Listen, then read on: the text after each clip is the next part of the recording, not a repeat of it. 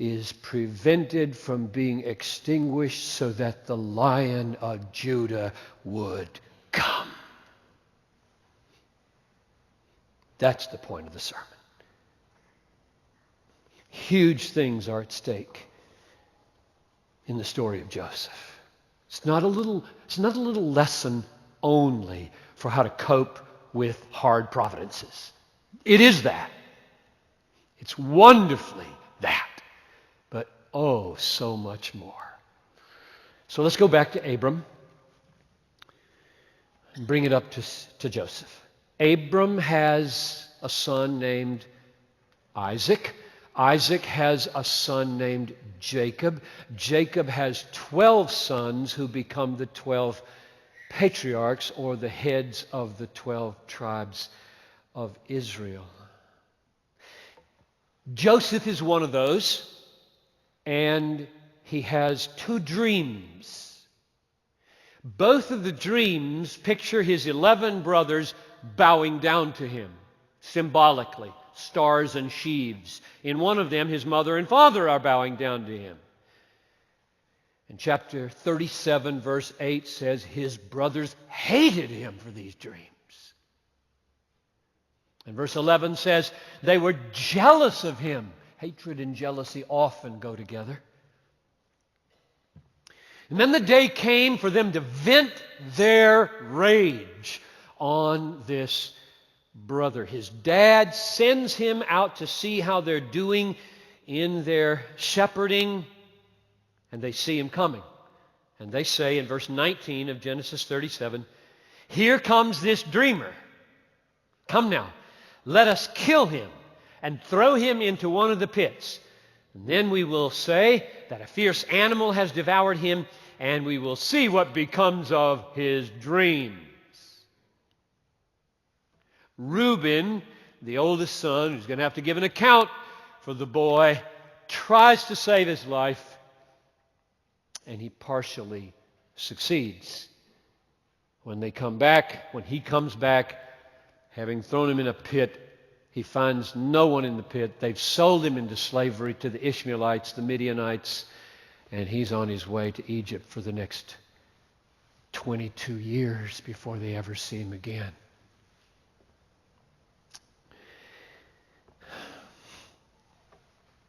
Reuben is at his wit's end. The brothers soak his coat in animal blood, take it to his dad and tell him, "This is what we found." And his father concludes he's been eaten by an animal. These brothers have no idea what is going on here. They don't have a clue what they are doing. They think they are about to destroy the dreams. And in fact, they are fulfilling the dreams. This is a great story. You got to feel the wonder of this story. God does this so often. This is not an exceptional story. This is a typical biblical story. This is the way it happens over and over again. God takes the very sins of the destroyers and makes them the means of their salvation. Unbelievable the way God turns things on their head. Over and over again. Job, Esther, Joseph, Jesus. It's all over the Bible. He does it this way. Joseph is in Egypt. He's sold to Potiphar. Potiphar is a big guy in Pharaoh's court, the commander of the guard. And Joseph also doesn't have a clue what is going on. I have been sold into slavery, and I'm in a foreign country, and I know God, and I don't understand a thing that's happening to me. And so, he is so wonderfully exemplary. He just begins to serve Potiphar faithfully. What would you do? What would you do?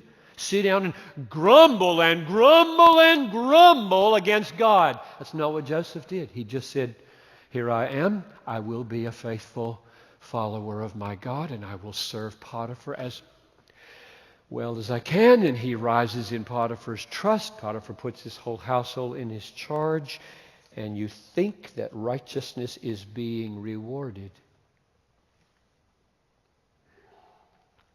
Potiphar's wife thinks he's quite a beautiful young man and seduces him. In love for his master and his God, he just does exactly what Paul says he should do. He flees fornication and adultery. If you ever get in one of those situations, just leave your coat and run. A woman who has been run from like that is not a happy camper. She is vicious. And she lies. She says he was the one who was doing the seducing, and Potiphar, who had trusted him, throws him into jail. And that's what you get for your righteousness, Joseph.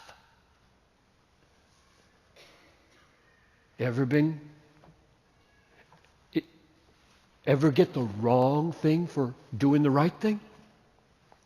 Join the biblical club.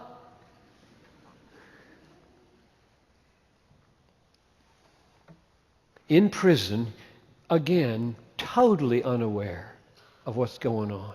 Doesn't know anything about what God's up to. It makes no sense, just like many of your lives right now. You look at the circumstances, it makes no sense. But he trusts God, and he serves the jailer, does everything he's told, and is a righteous man. And the jailer trusts him, puts the jail in his charge. And then this butler and this baker come, and he tells their dreams, and they come true. And the butler is put back in his cupbearing position, and Joseph says, advocate for me, I helped you. And he's forgotten for 2 more years. He's just forgotten. That's what you get for being a faithful divine interpreter of dreams. You just get forgotten 2 years. And then the meanings are getting close. The cupbearer remembers. Joseph is called up by Pharaoh to interpret his dream. He nails the dream by God's help. 7 plentiful years, 7 lean years. And here's what you should do to cope with the lean years. Pharaoh is so impressed with the interpretation and the strategy for coping with the lean years, he makes him his vice president. You shall be over my house, and all my people under them shall order themselves as you command. Only as regards the throne I will be greater than you. And then the 7 years of plenty came, and Joseph wisely stored away grain. And then the 7 years of famine came, and his brothers got hungry. And they hear that there's food in Egypt. And so they go to Egypt. Collapsing the story that gets drawn out in the Bible in a most tantalizing way. After 22 years, they can't recognize him. But he recognizes them. And the point comes where he tells them, I'm Joseph.